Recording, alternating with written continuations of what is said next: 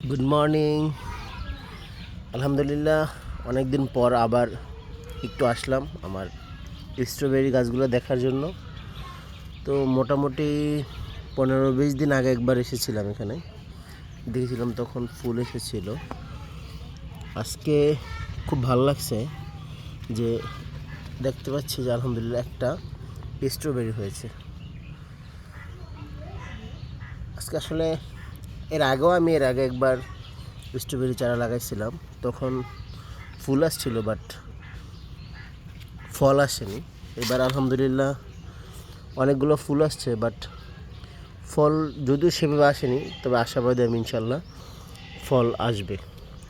যেহেতু একটা হয়েছে তাহলে চিন্তা করাই যায় যে আরও হবে।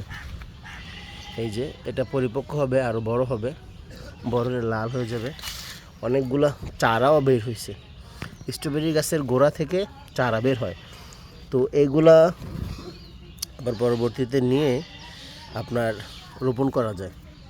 দেখি আর বেশ কয়েকদিন গেলে আমি এই চারাগুলো রোপণ করে দেব। আপনারা দোয়া করবেন।